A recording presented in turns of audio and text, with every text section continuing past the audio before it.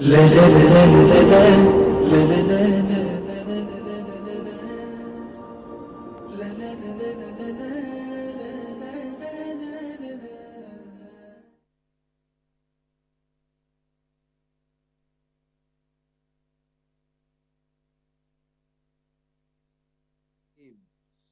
اللہ الرحمن الرحیم الحمدللہ رب العالمین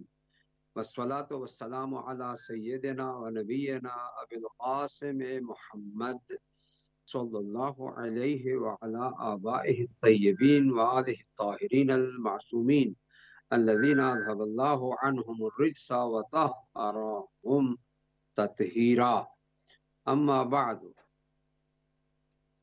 تمام ناظرین کرام کی خدمت میں السلام علیکم ورحمۃ اللہ وبرکاتہ. امام حسین علیہ السلام ٹی وی کے حوالے سے اس جاری سلسلہ بیان میں آج ہم ہدایت نامہ امیر المومنین علیہ السلام کے تسلسل میں، چونکہ جو نہج البلاغہ کے اقوال و کلمات کی تشریح ہم پیش کر رہے تھے، اسے مزید آگے بڑھاتے ہوئے اسی مقدس کتاب کے اقتباس پیش کر کے آج کی مناسبت سے کچھ باتیں ہم اور بھی کریں گے، کیونکہ جو ہمارے پہلے بیانات تھے وہ عمومی موضوعات سے مربوط تھے، اور آج چونکہ بنیادی طور پر شب ضربت ہے، اور میں سمجھتا ہوں کہ ہمیں اپنے بیانات میں مولا کائنات کے ان الفاظ سے بھی نور ہدایت حاصل کرنے کی ضرورت ہے کہ جس کا تعلق اس زندگی اور زندگی کے بعد کے مراحل سے ہے. اس میں نہج البلاغہ ہی میں جو کلمات قصار ہیں، ان میں مولا کائنات کا ایک جملہ جو میں سمجھتا ہوں کہ ہماری زندگی کا ایک ایسا بہترین اصول امام نے ہمیں چراغ ہدایت بنا کے پیش کیا ہے کہ ایک شخص کو دیکھا امام نے کہ وہ کہہ رہا تھا انا للہ و انا الیہ راجعون. تو امام نے فرمایا کہ تجھے پتا ہے کہ اس کا معنی کیا ہے؟ اس نے کہا مولا آپ وضاحت فرمائیں. امام نے اس کے جواب میں ایک ایسا جملہ ارشاد فرمایا کہ جس کی میں سمجھتا ہوں کہ جس قدر وسعت کے ساتھ ہم اسے دیکھیں تو یقیناً ایک معارف و حقائق کا سمندر اس میں سمٹا ہوا ہے، اور عجیب طرح سے سمٹا ہوا ہے. یعنی گویا امام علیہ السلام نے اپنے بیان میں وہ حقیقتیں بیان کی، عملی حقیقتیں بیان کی ہیں کہ جن سے انسان اپنی زندگی کے نظام فکر و عمل کو مرتب کر سکتا ہے. اور وہ کیا ہے؟ وہ حقیقت میں ایسا بیان ہے کہ میں سمجھتا ہوں کہ اگر انسان اس کی اس اصل پر توجہ دے کہ جو اس کی حقیقت ہے، انسان ہے کیا؟ انسان ہے کیا؟ انسان تو ایک ایسا ضعیف اور کمزور وہ جزء کائنات ہے کہ اگر ہم چاہیں کہ اس جز کی حقیقت کو سمجھیں تو ہم سمجھ ہی نہیں سکتے ہیں. امام نے انا للہ و انا الیہ راجعون کہنے والے سے کہا تجھے پتا ہے اس کا معنی کیا ہے؟ اس نے کہا مولا آپ فرمائیے. امام فرماتے ہیں کہ انا قولنا انا للہ اقرار علی انفسنا بالملک وقولنا وانا الیہ راجعون اقرار علی انفسنا بالہلک. اللہ اکبر. انا للہ میں امام نے فرمایا کہ گویا جب ہم یہ کہتے ہیں نا انا للہ، ہم اللہ کے لیے ہیں، تو گویا ہم یہ بیان کرتے ہیں کہ ہماری وجودی حیثیت اللہ کی ملکیت میں ہے، ہم اس کے مملوک ہیں، وہ ہمارا مالک ہے، ہم اس کے محکوم ہیں، وہ ہمارا حاکم ہے، ہم سب کچھ اسی کے ہیں، ہمارے پاس جو کچھ بھی ہے یہ اسی کا ہے۔ انا للہ، ہم اسی کے ہیں، یعنی اس کی ملکیت میں ہیں۔ اقرارنا علی الملک، اور ایک نسخہ میں یہ بھی ہے اقرارنا علی الملک، یعنی ہم اس کی ملکیت میں ہیں، اس کی حکومت میں ہیں، اس کی ملکیت میں ہیں، اس کے اقتدار میں ہیں، اس کی حاکمیت میں ہیں، اور وہ ہمارا مالک یعنی ہم پر ہر طرح سے قدرت رکھتا۔ اور پھر امام نے ارشاد فرمایا کہ جب ہم کہتے ہیں وَإِنَّا إِلَيْهِ رَاجِعُونَ، تو ہم اپنے نابود ہونے کا، ہلاکت کا، یعنی اپنے سفر زندگی کے ایک حد تک جا کر رک دینے کا اقرار کرتے ہیں، اعلان کرتے ہیں، اعتراف کرتے ہیں کہ اے پروردگار، ہم تیری طرف پلٹ کر آنے والے ہیں، ہم تو پھر بھی اس دنیا میں جب تک ہیں تو ہمارا مالک ہے، اور جب ہم جائیں گے تو پھر اس وقت تیرے حضور جب ہم پہنچیں گے تو پھر سب کچھ تیرے ہاتھ میں ہے، ہمارے اعمال کو قبول فرما، ہماری خطاؤں کو معاف فرما، ہمارے سفر آخرت کی ان سختیوں کو دور فرما۔ یہ بھی اس میں اشارہ ہے کہ ہم اعتراف کرتے ہیں کہ ہم کمزور ہیں، خطا کار ہیں، پروردگار تیری بارگاہ میں آنے والے ہیں اور آنے والے ہیں۔ دیکھیے یہاں پر جملہ جو ہے بہت عجیب ہے، راجعون۔ رجوع اس وقت ہوتا ہے جب انسان کہیں سے آئے، تو واپسی، خود یہ لفظ واپس جانے والے ہیں، راجعون یہ لفظ واپس جانے والے ہیں، یہ اس بات کی طرف اشارہ ہے کہ ہم یہ بتا رہے ہیں کہ ہم اللہ کے دیے ہوئے وجود کے ساتھ دنیا میں رہتے ہیں اور پھر اسی کی طرف پلٹنا ہے۔ یہ رجوع یعنی پلٹنا، واپسی اور واپس جانے کا اقرار کرتے ہیں، تو گویا ہم اپنے نابود ہونے کا، ہلاک ہونے کا، ختم ہونے کا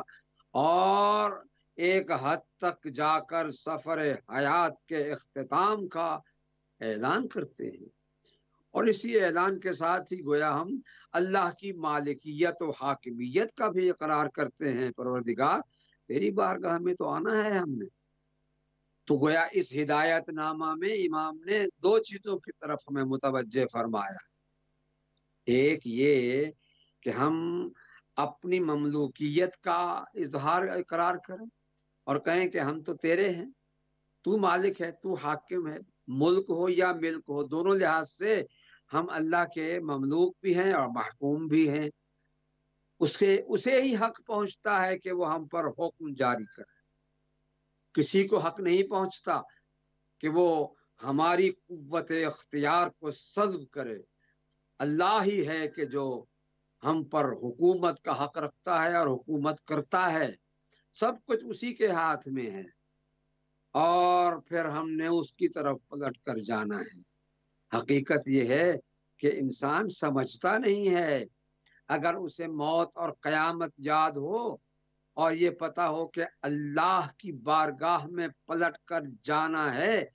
تو اس دنیا میں ایسے اعمال بجا لائے کہ بارگاہ الہی میں پہنچ کر وہ سرخرو ہو جائے۔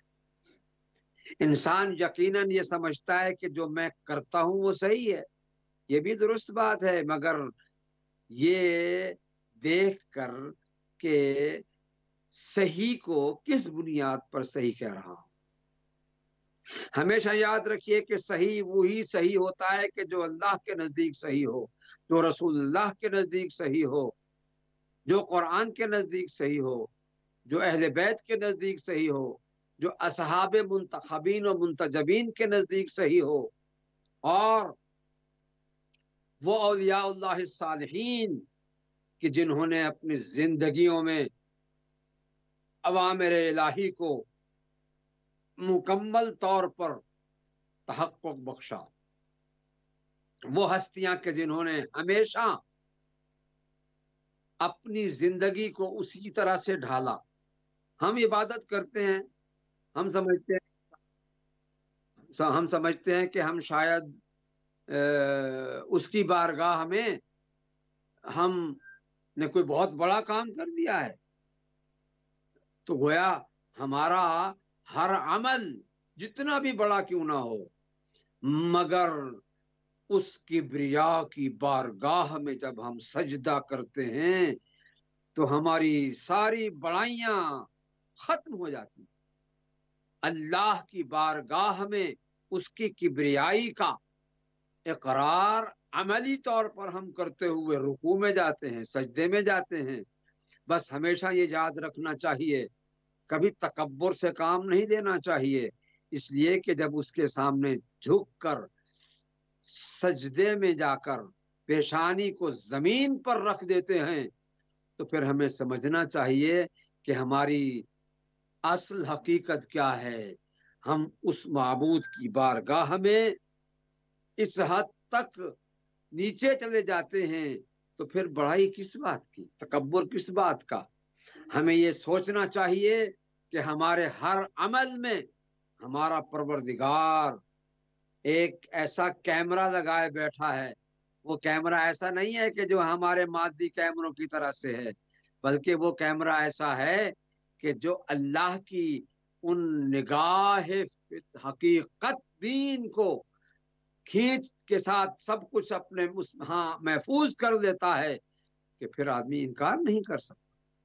اللہ دیکھ رہا ہوتا ہے. ہم پردوں کے پیچھے چھپ جائیں،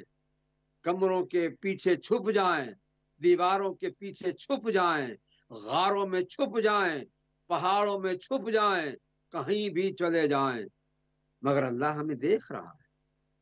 لہذا ہمیں یہ سمجھنا چاہیے کہ اپنے پروردگار کے حضور میں ہیں، ہم ہر وقت اپنے رب کی بارگاہ میں ہیں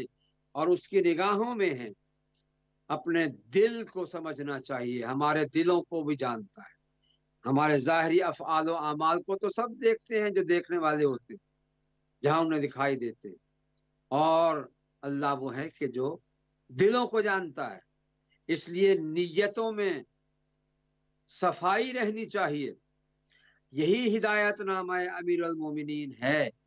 کہ صدق و صفا کے ساتھ اور نہایت خلوص کے ساتھ اس میں کسی کو شریک نہیں کرنا چاہیے، کوئی اس میں شریک نہ ہو. اور یہ یاد رکھیں کہ جو شرک عبادت میں ہوتا ہے وہی شرک دوسرے اعمال میں بھی پایا جا سکتا ہے. بچنا چاہیے ہر شرک کی صورت سے، شرک کی ہر صورت سے بچنا چاہیے، خواہ عبادت میں ہو، معاملات میں ہو، یا حقوق میں ہو، یا کسی اور امور میں. لہذا ہمیں اپنی زندگی کو ان ایام میں، چونکہ آج ضربت ہے تو ہم کل سے کوشش کریں گے کہ ہدایت نامہ میں مظلومیت امیر المومنین بھی بیان کر دی جائے کہ وہ علی کے جس نے لوگوں کو اللہ سے ملانے کے لیے سب کچھ کیا، آخر میں دہشت گردوں نے ایک سازش کے ساتھ اس کا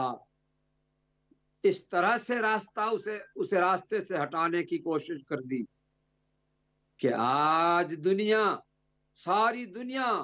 اس کے غم میں مغموم ہے. ہم انشاءاللہ کل اور پرسوں مظلومیت امیر المومنین بیان کر کے یہ اظہار کریں گے، بیان کریں گے کہ اتنی بڑی ہستی جس نے اللہ سے ہمیں قریب کیا، ان دہشت گردوں نے اسے راستے سے ہٹانے کی کوشش کی، مگر عزیز و علی زندہ ہے، ہر دل میں زندہ ہے، ہر سوچ میں زندہ ہے، ہر جگہ زندہ ہے اور زندہ رہے گا قیامت تک. بارگاہ الہی میں دعا کرتے ہیں کہ وہ ہمیں امیر المومنین کی سیرت پر عمل کرنے کی توفیق عطا فرمائے اور اس مہینے کی رحمتیں اور برکتیں ہمیں عطا فرمائے. السلام علیکم ورحمۃ اللہ وبرکاتہ.